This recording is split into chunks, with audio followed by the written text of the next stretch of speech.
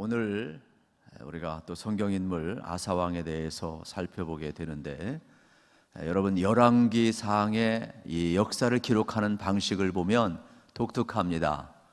그게 바로 뭐냐면 남유다와 북이스라엘을 동시에 기록을 합니다. 그래서 이 역사의 기록의 방식이 동시에 나오기 때문에 헷갈릴 수가 있어요. 분명히 아사왕을 이야기하는데 여로보암 몇 년에 유다왕 아사 이렇게 시작을 하죠, 항상.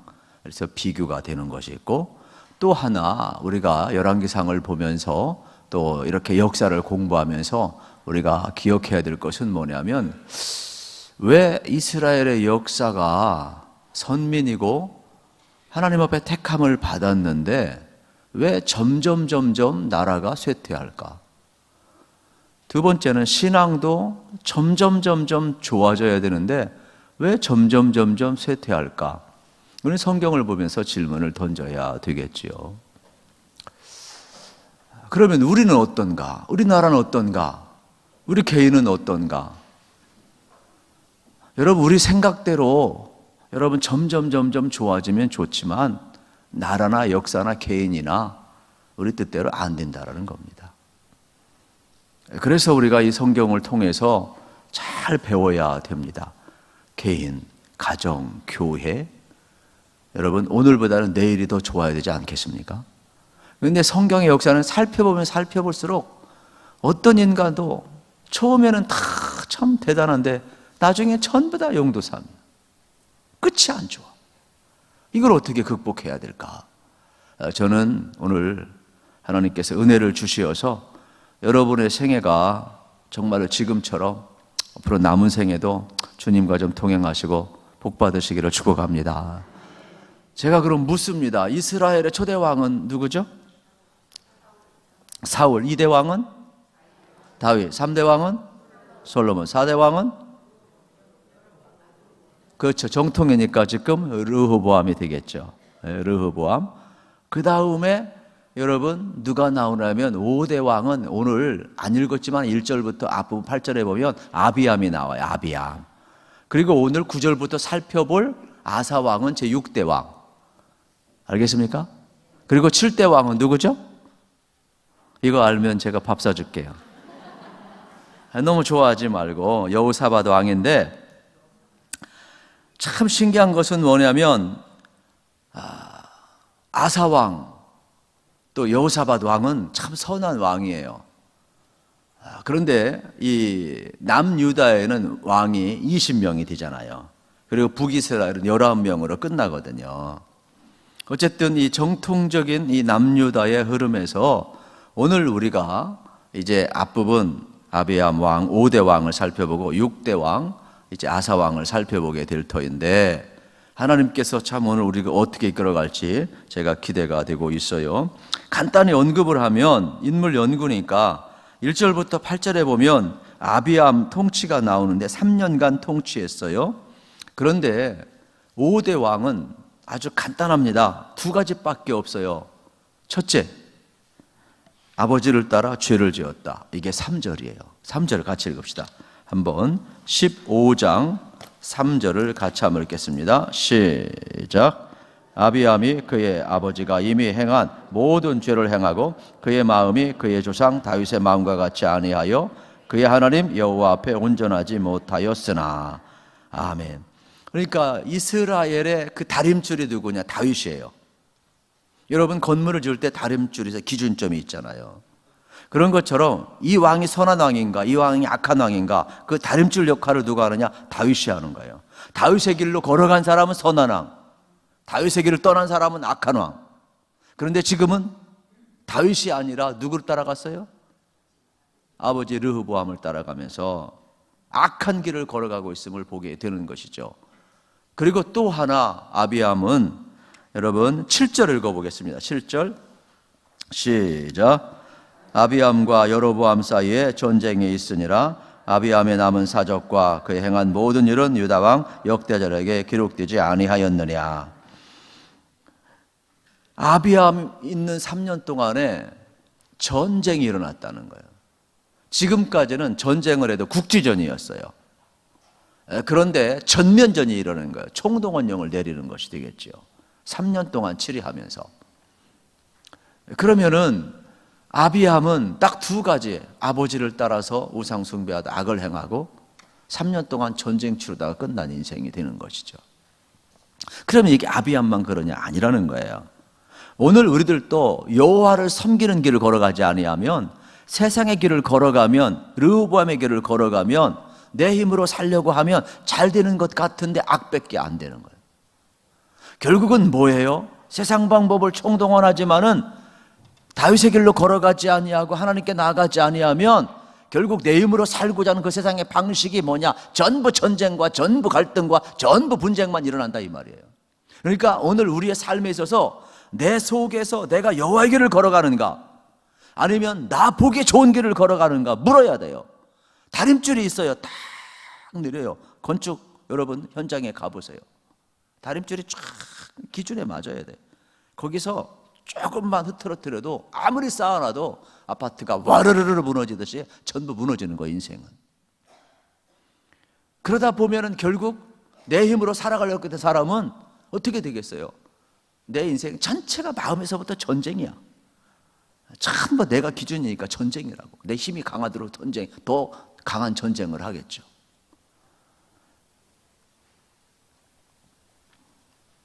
그래서 그 이유는 너무나도 간단해요. 할아버지 다윗의 길로 가지 아니하고 멍청한 아버지 르호보암의 길을 따라갔다. 이렇게 성경은 명확하게 이야기를 하고 있음을 보게 되는 겁니다. 그러면 아버지 르호보암의 길은 뭐냐? 간단해요. 자기 힘으로 나라를 견고하게 하길 원했어요. 그래서 지난주에 살펴본 것 여러분 기억력이 잘 없으시니까 제가 좀 도와드리면, 르호보암의 아버지가 누구예요? 뭐 그냥 그렇다고 그래요. 솔로몬이죠, 솔로몬. 그러면 솔로몬이 말년에 왜 실수했느냐? 자기 힘으로 나라를 견고히 세우려고 했어요. 그러다 보니까 외교 정책을 썼어요. 그러다 보니까 1,000명의 왕비를 두었어요. 그러다 보니까 어떻게 되는 거예요? 사람의 눈에는 국가 대 국가, 1,000명의 왕비 연합을 하니까 강력한 것 같은데 우상이 들어오면서부터 어떻게 되는 거예요? 전부 다 갈등이 있는 거예요. 자기 신을 섬기다 보니까. 그 당시는 신들의 전쟁인데. 그러니까 그 결과가 나라가 분열되었잖아요. 그러면은 이거를 반면교사 삼아서 르호보암은 어떻게 해야 돼요? 그걸 버려야 하잖아요. 그런데 르호보암도 숫자만 적지 아버지의 길을 똑같이 걸어갔어요. 나라를 견고히 세우기 위해서 결혼 정책을 썼는데 왕비가 18명이요. 1,000명은 놀래고 18명은 안 놀라는데 이것도 똑같은 거예요. 똑같은 거라니까. 그리고 자녀가 뭐라고 그랬어요? 지난주 기억 안 나시죠? 저도 보고 얘기할게요. 첩이 60명, 아들이 28명, 딸이 60명. 역대하 11장에 나온다 말씀을 드렸어요. 그러면 솔로몬이 그 길로 걸어간 것처럼 그의 아들도 그 길로 걸어갔다는 거예요. 할아버지 다윗의 길로 걸어가야 되는데, 이건 뭘 의미하느냐? 육신의 눈으로 볼 때는 외교 정책을 잘하고 결혼 정책을 잘하고 국방을 튼튼히 하고 세상 방식을 따라가고 또 혼합주의가 들어와도 그저 여러분 방법은 상관없이 그냥 나라가 부강하면 견고할 줄 아는데 오히려 그게 분열의 씨앗이 되고 만다는 거죠. 그래서 우리 인생을 살아가면서 꼭 기억해야 돼요. 신앙인들은 뭐냐? 내가 아는 방식이 있고 세상의 방식이 있어요. 그리고 성경이 알려주는 방식이 있고 믿음의 길, 다윗의 사람이 걸어간 길이 있단 말이에요. 그러면 선택을 할 때 여러분 어떤 거는 하나님 방법을 선택하고 어떤 거는 자꾸 세상의 방식을 선택하는데 그게 문제라는 거예요. 반쪽짜리 순종도 문제가 되는 것처럼 오늘 우리의 기준점이 어떻게 솔로몬만 그러고 르호보암만 그러고 아비암만 그러냐 이 말이에요. 결국 이 결혼 정책과 세상적인 방법으로 견고히 하려고 했지만은 하나님과의 관계가 끊어지면서 나라가 두둥강 나고 결국 전쟁의 한복판에 있고 계속해서 쇠락의 길을 걸어가는 것을 보게 되는 겁니다. 개인도, 가정도, 교회도, 민족도 우리가 기억해야 될 것은 뭐냐? 진정한 견고함이 어디에서 오느냐는 거예요. 성경은 명확히 이야기합니다. 하나님과의 관계에서 온다라고. 하나님이 붙들어 주어야 되는 것이지, 모래 위에 자꾸 집을 지으려고 하면 수고하고 멋있는 것 같고 쉬운 것 같고 그 길이 편리한 길 같지만은 결국은 무너지는 날이 온다라는 것이죠. 그래서 우리의 신앙도 왜 이렇게 예배가 중요하냐? 근데 결국은요, 점점 쇠락한다는 걸 알으셔야 돼요. 그래서 하나님과의 관계를 다시 시작하셔야 돼요.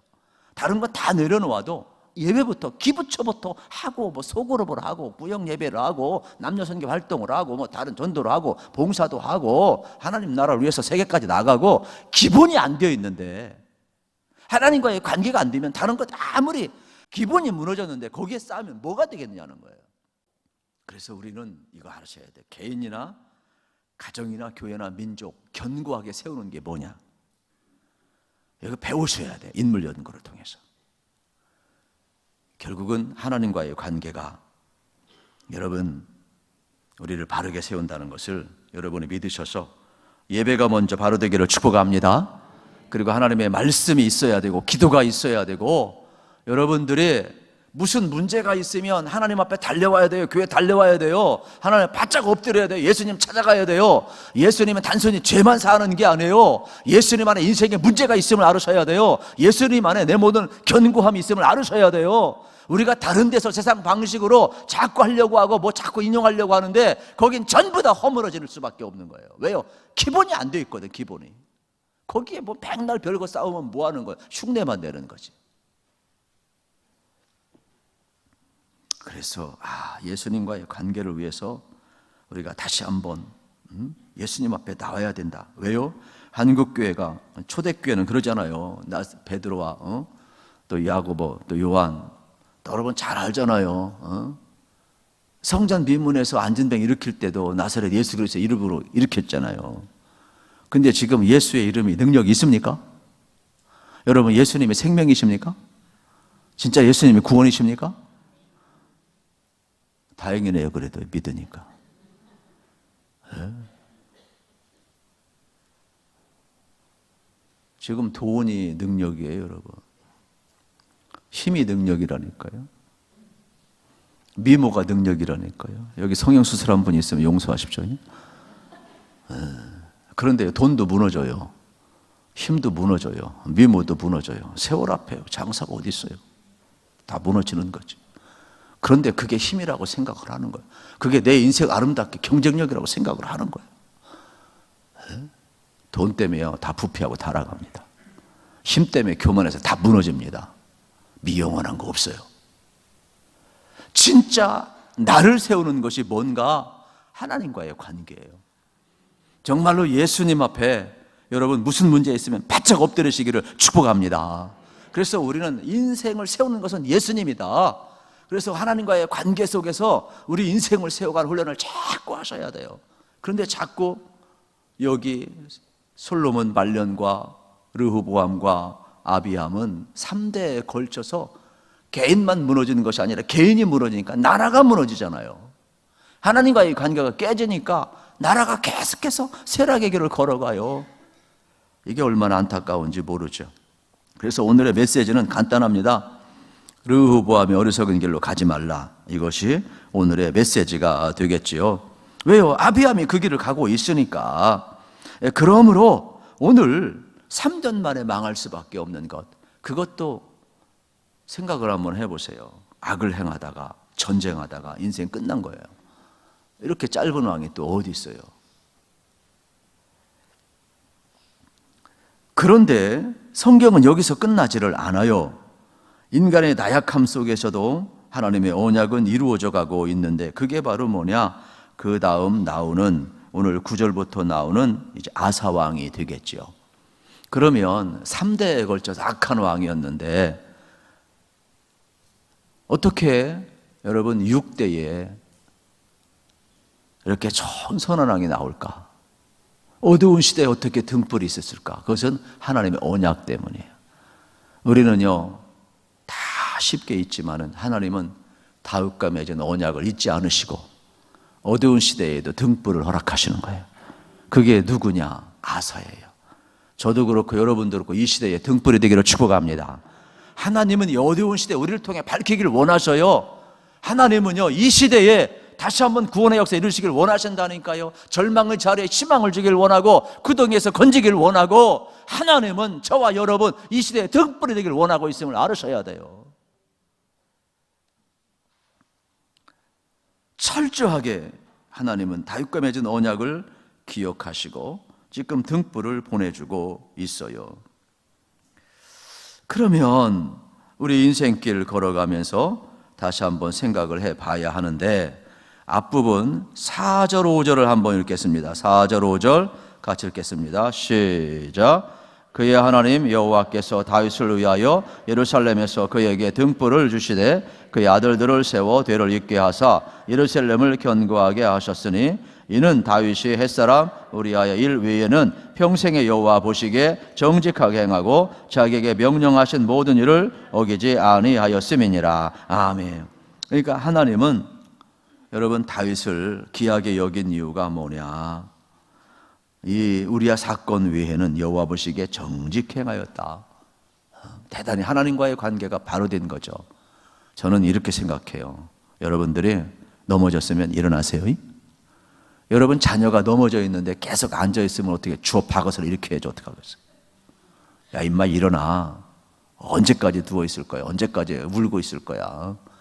여러분 우리가 약하잖아요. 범죄할 수도 있죠.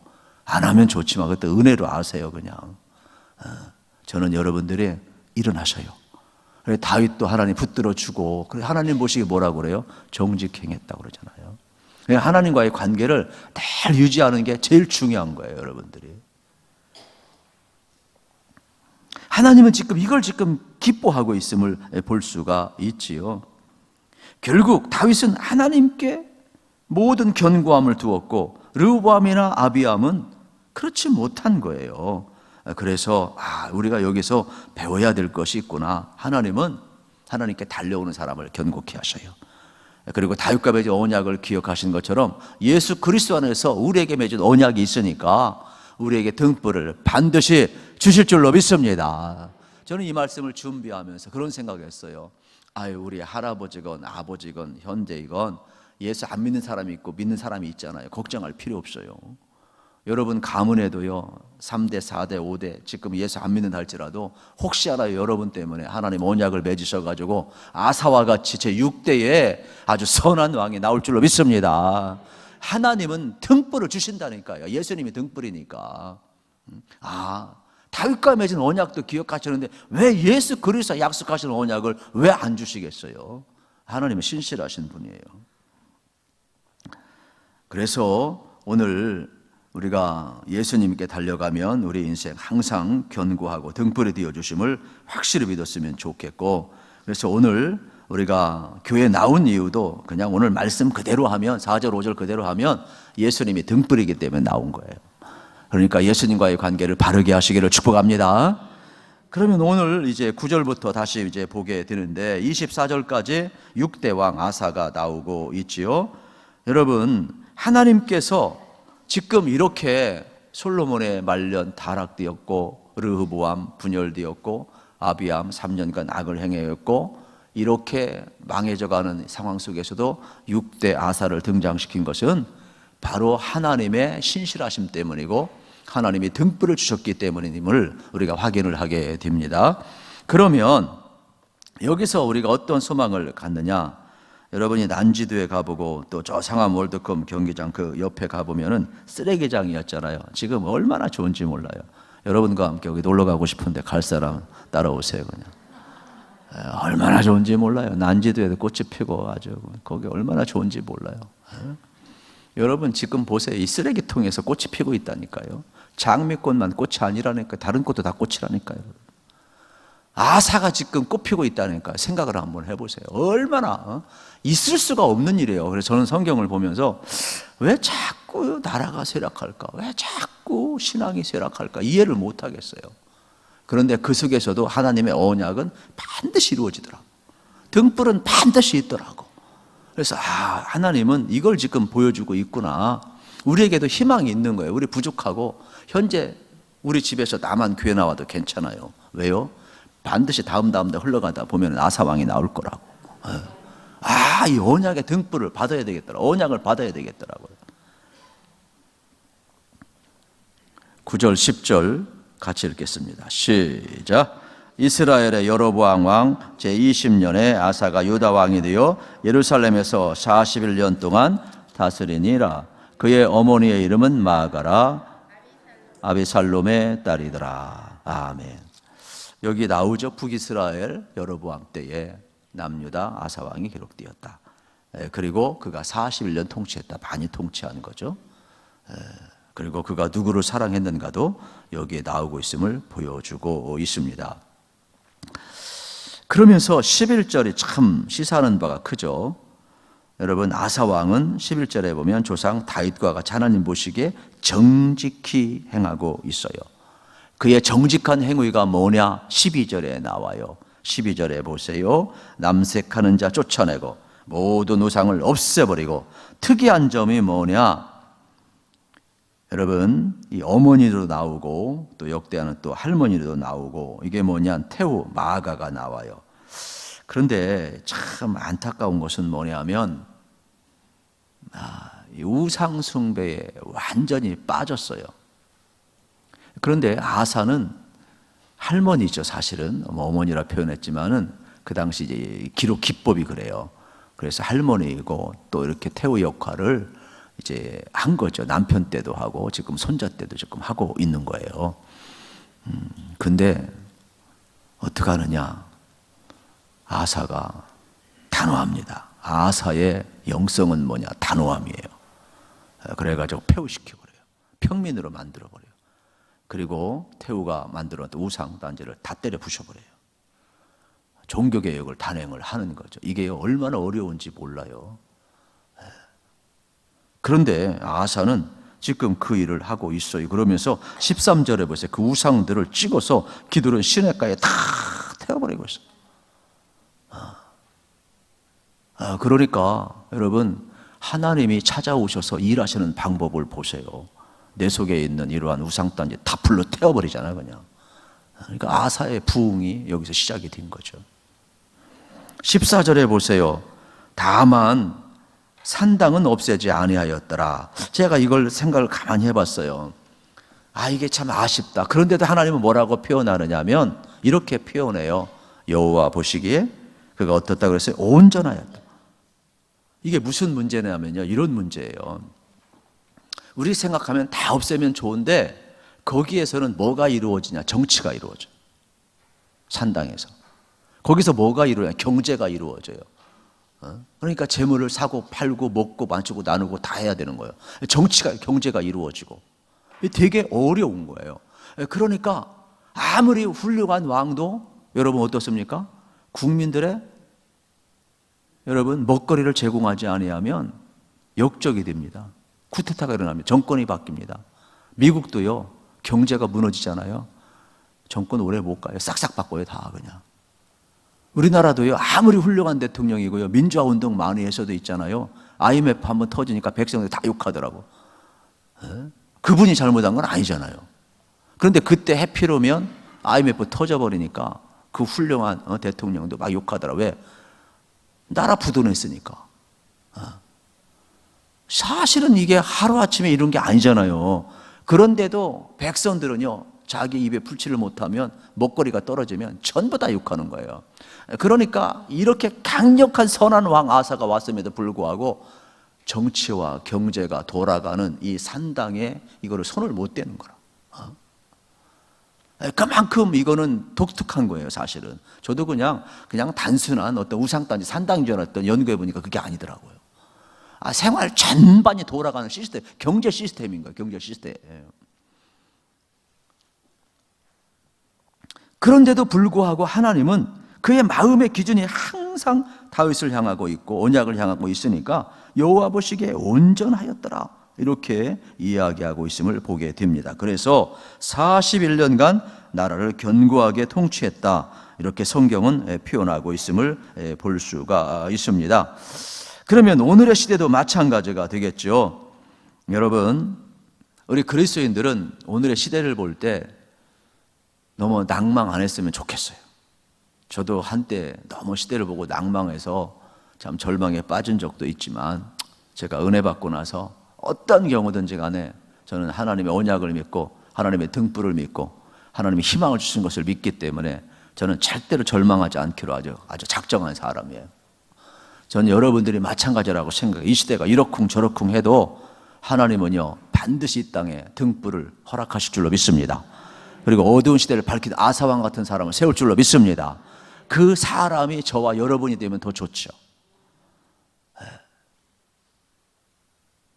여러분 가문도 마찬가지예요.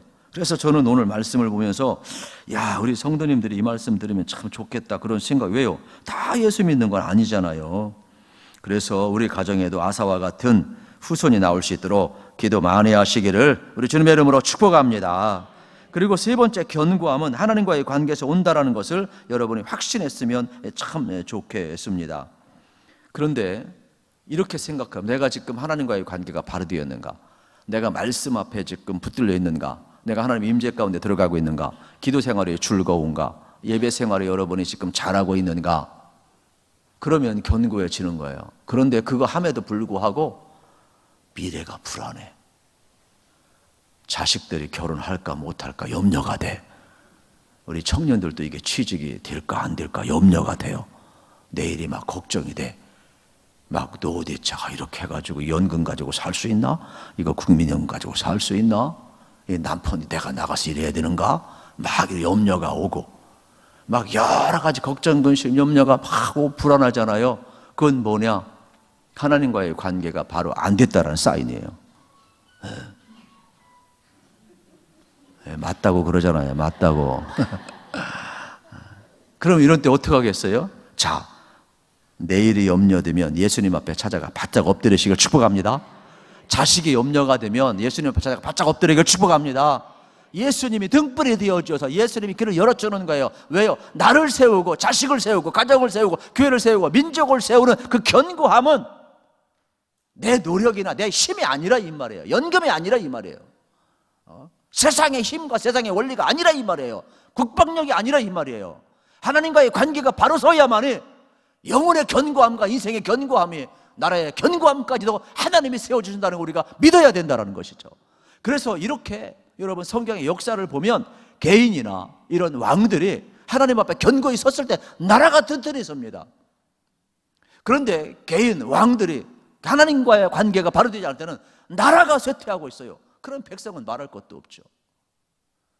오늘 우리의 견고함이 어디에 있느냐는 거예요. 기독교의 복음은 딴 데 있지 않아요. 흔들릴 때 예수님께 달려가면 우리 인생이 견고해진다는 걸 믿는 게 기독교 복음이 되겠어요. 그러므로 여러분들 어떠한 죄인도 예수님 앞에 가면 용서가 있고 사함이 있고 구원이 있어요. 그래서 예수님 앞에 가면 여러분 못 풀 문제가 하나도 없어요. 예수님 앞에 가시기를 축복합니다. 오늘 본문의 병행 구절이 여러분 거기에 나와 있잖아요. 가로치고 역대하 15장 16절부터 16장 6절까지 나와 있어요. 이 내용에 보면 이러한 내용이 나와요. 아사왕에 대한 이야기가 자세히 나오는데 여기에 보게 되면 구스 사람이 100만 명이 쳐들어와요. 세상에 우리나라 군대도 60만 대군인데 100만 명이면 도대체 얼마나 많은 거야? 100만 명이 쳐들어온다니까요.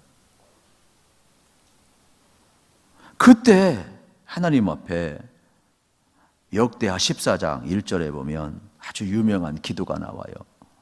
이걸 여러분들은 평생 체크해놓고 외우는 게 좋아요. 그냥 제가 읽어드릴게요. 한번 찾아보세요. 아사가 그의 하나님 여호와께 부르짖어 이르되 여호와여 힘이 강한 자와 약한 자 사이에는 주밖에 도와주리가 없사오니 우리 하나님 여호와여 우리를 도우소서. 우리가 주를 의지하오며 주의 이름을 의탁하옵고 이 많은 무리를 치러 왔나이다. 여호와여 주는 우리 하나님이시오니 원하건대 사람의 주를 이기지 못하게 하옵소서 하였더니 말씀하고 있지요. 100만 대군이 왔을 때 아사 왕이 잘한 게 뭐냐? 하나님 앞에 가서 부르짖어요. 주밖에 도우리가 없나이다. 여러분, 우리가 할 수 있는 유일한 기도 아니겠어요? 여호와여 우리를 도우소서. 우리가 주를 의지합니다. 이 많은 무리가 치러 왔나이다. 그러면서 이렇게 자기의 전쟁인데 이 전쟁을 뭐라고 얘기해요? 여호와의 전쟁으로 돌려버려요. 그래서 사람이 여호와를 이기지 못하게 하소서. 잘 보세요. 내 문제 내가 해결하려면 죽었다 깨어나 해결 못해요. 질병을 해결하겠어요? 무슨 문제를 해결할 수 있겠어요? 여기도 우리 많이 몸이 아픈 사람이 있지만은 제가 깨닫는 건 그래요. 의사가 해결하겠어요? 내가 해결하겠어요? 누가 해결하겠어요? 해결 못해요. 악화만 안 시킬 뿐이지. 결박을 풀을 수 있는 분이 뭐냐? 나귀에게 묶여있는 걸 풀고 오라 이거예요. 주님이 쓰실 때 풀려지는 거예요.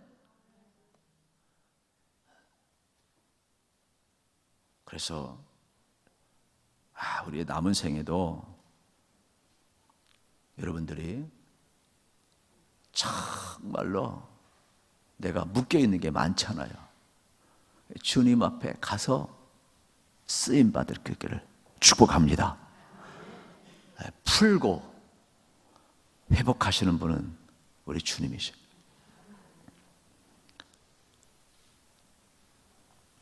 저는 그래서 이 기도가 참 좋아요.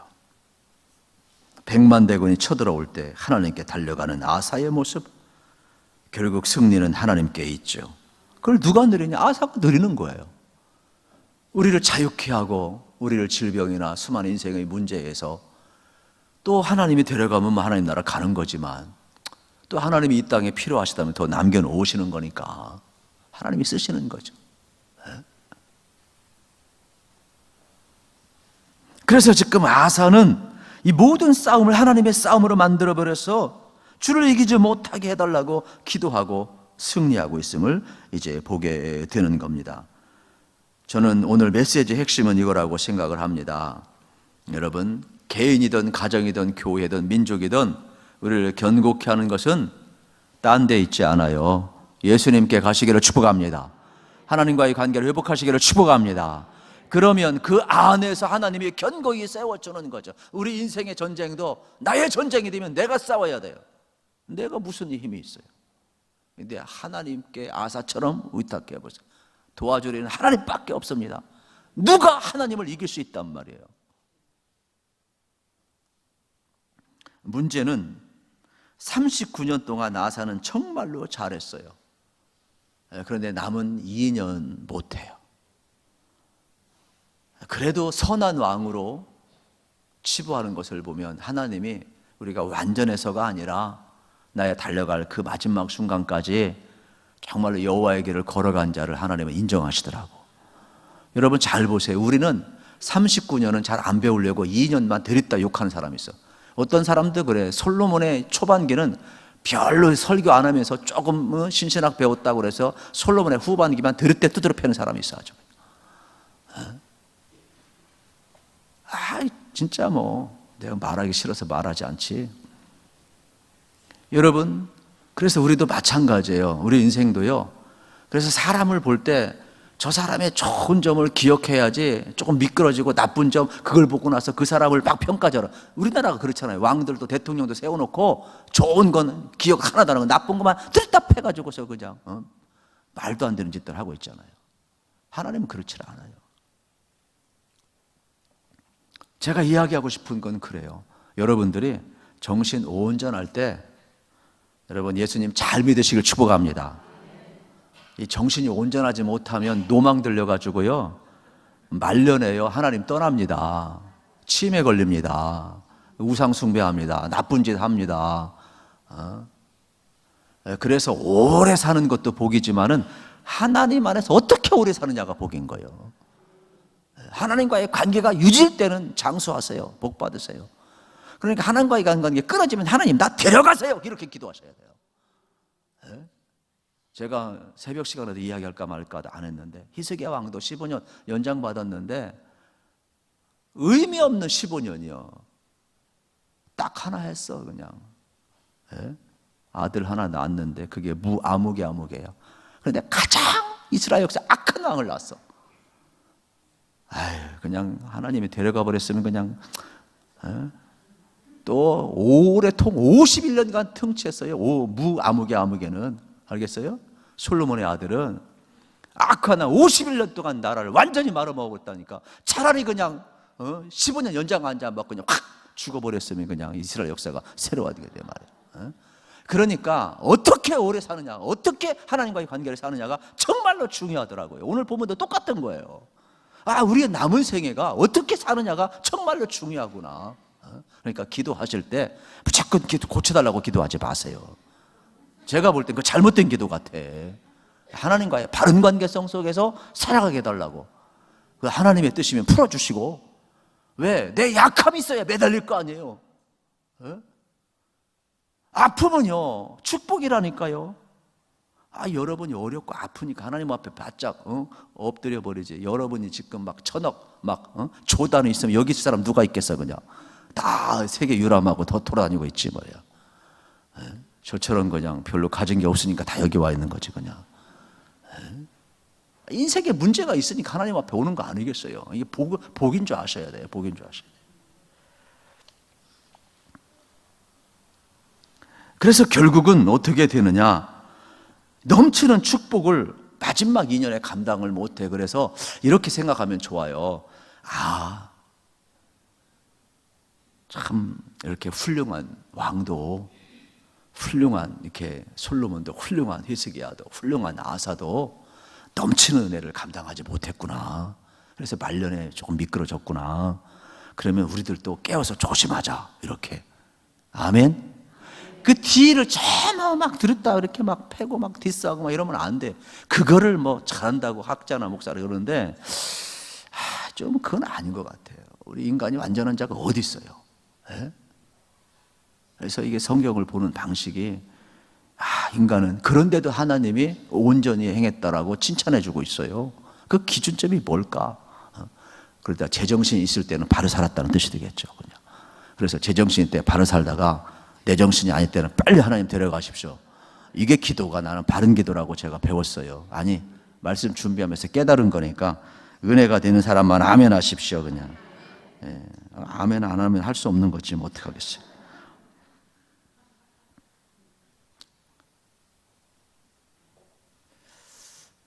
그래서 2년 동안에 무슨 일이 벌어지느냐면 여러분 16절 읽고 끝냅시다. 16절 시작. 아사와 이스라엘 왕 바아사 사이에 일생 동안 전쟁이 있으니라. 여러분 이게 뭐예요? 2년 동안 전쟁만 있어. 왜요? 말년에 아사 왕이 넘치는 은혜를 감당을 못한 거예요. 그래서 히스기야도 18만 5천 명 내가 이겼어. 기도해가지고 병도 죽을 병도 나섰어. 하나님은 사라져버려요. 그러다 보니까 엉뚱한 짓 하잖아요. 여기도 마찬가지로 39년의 은혜가 너무 넘치니까 2년 동안에 하나님이라는 이름이 쏙 사라져 버렸어요. 관계가 깨져버리니까. 우리도 마찬가지예요. 잘 나갈 때 조심하라고. 결국은 무슨 일이 벌어지느냐, 이런 일이 벌어져요. 왜 그러냐면 끝까지 하나님 의지했어야 되는데 우리가 역대하 14장 1절에서 이런 위대한 기도를 했잖아요. 구스 100만 대군을 여러분 물리쳤단 말이에요. 그런데 지금 무슨 일이 벌어지느냐면 바사와 전쟁을 하는데 북쪽 바사가 쳐들어왔어요. 그러니까 이제 남쪽 이 아사 왕이 어떻게 하냐, 아람 나라한테 왕한테 가가지고서는 뇌물을 줬어. 국고를 다 탈탈 털어가지고 우리 남유다를 치지 말고 저 북이스라엘 바사를 치라고. 한 번도 쓰지 않는 방법을 아사 왕이 택해요. 그래가지고 성경에 보게 되면은 이제 역대하 16장 7절에 보면 선지자 하나니가 나와요. 그래가지고 아상한테 가서 이야기를 하는 거예요. 왕이시여, 하나님께서 말씀하시기를 왕이 하나님을 의지 아니하고 국고를 털어가지고 아람 왕한테 가서 세상의 방식으로 외교를 택하고 그 군사를 동원해서 이의제의 하듯이 이게 바사를 치게 했으므로 왕의 손에서 모든 군사가 떠났습니다 이야기하는 거예요. 뭘 의미하는 거예요? 100만 대군이 왔을 때에는 하나님 앞에 주밖에 도우리가 하나님밖에 없나고 했는데, 지난날 여호와를 의지하는 신앙은 어디 가고 이제 세상의 방식 찬기가 나오는 거예요. 그래가지고 어떻게 하느냐, 네가 아람 나라하고 북이스라엘의 연합해서 우리를 공격해? 나도 너 똑같은 방법 쓰겠다. 그래가 몰래 사신을 보내가지고 아람 나라 왕한테 가서 내가 저기 바사보다 돈 더 줄 테니까 우리 치지 말고 여기 치라고 그런 거예요. 네? 나중에 역대하 16장 찾아보시면 다 나와요.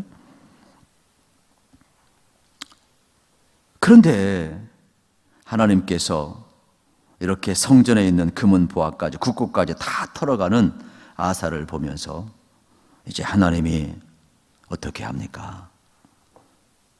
하나님 선자를 보내서 책망하고 있는 장면을 이제 볼 수가 있지요. 그 또 유명한 내용, 역대하 16장 9절 말씀을 읽어드릴게요. 이때 이러한 말씀이 나와 여호와의 눈은 온 땅을 두루 감찰하사 전심으로 자기에게 향하는 자들을 위하여 능력을 베푸시나니 이 일은 왕이 망령 때 행하였은즉 이후부터는 왕에게 전쟁이 있으리이다. 여러분, 우리 가운데에도 평화가 있는 것은 하나님의 은혜인 줄로 믿습니다. 우리나라가 휴전 상태잖아요. 지금 우크라이나, 러시아도 우리나라 방식을 택하려고 해요. 완벽한 전쟁 종식은 아니지만 그래도 계속 소모전 하는 것보다는 그래도 휴전을 통해서 서로 상생하는 길을 찾으려고 이제 세계 해법을 찾고 있다고 그러잖아요. 이 땅에 전쟁이 일어날 때는 이유가 있는 거예요. 여러분 생각해 보세요. 우리가 하나님 의지하지 않는데 이 땅이 온전하겠어요? 어차피 세상의 왕들은 하나님 의지하지 않아요. 세상 사람 원래 하나님 의지하지 않아요. 우리 마지막 볼이라니까요. 민족의 운명을 짊어진 사람이 우리인데 이걸 못 깨달으면 안 되죠. 별로 못 깨닫는 것 같아, 얼굴 보니까. 나만 깨닫고 있는 것 같아서 미안한데.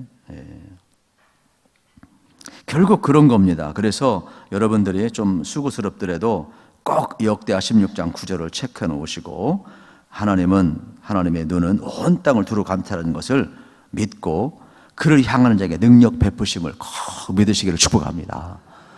그래서 선자를 통해서 이야기하는 거예요. 왕이시여, 그 옛날에는 겸손했을 때에는 100만 대군이 와도 하나님을 바라보고 주밖에 도리가 없다고 하던데 이 바사와 전쟁하는데 미친 짓을 왜 하십니까? 이런 뜻이에요. 우리도 그런 경우 많잖아요.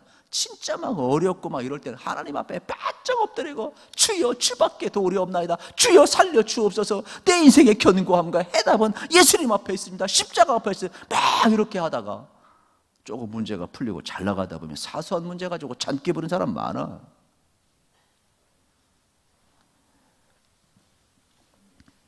그래서 성경은 이야기하는 겁니다. 성령으로 시작했다가 육체로 마치는 인생 되지 말라고. 끝까지 하나님의 은혜로 시작했으면 마치는 것도 은혜로 마치라고 성경은 이야기하고 있음을 발견하게 되는 것입니다. 그러므로 이제 우리의 기도 내용이 바뀌었으면 좋겠습니다. 어떻게? 최후 승리를 얻기까지. 여러분 어떻게 해야 돼요? 기도하시길 축복합니다. 최후 승리를 얻을 때까지 기도하셔야 돼요.